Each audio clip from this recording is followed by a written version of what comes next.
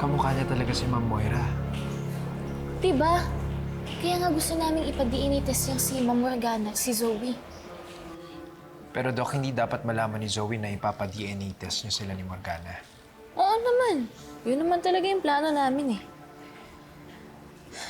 Kaya lang, kung siya talaga si Ma'am Moira, gagawa at gagawa siya ng paraan para madaya yung DNA test. Grabe, ang dami nangyari habang nasa Cebu ako. Lalo na kay Zoe. Tapos hindi pa niya kayo tinantanan. Then, nilagay pa niya sa peligro yung buhay ni Ma'am Lynette. Although, Doc, naiintindihan ko kung bakit nangyayari to kay Zoe kasi grabe din yung pinagdaanan niya. Kaya nga siguro,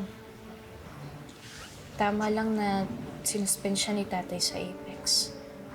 Is that enough? You think hindi titigil si Zoe dahil nasuspend siya?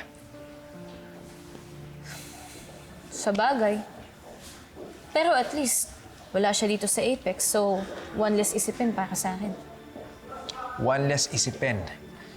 Pero ang lungkot mo. Doc, alam ko hindi mo gusto yung nangyari kay Zoe. I know.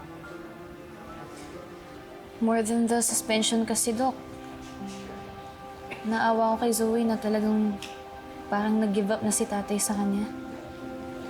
Alam mo ba, tinakwil siya ni tatay sa harap ng maraming tao.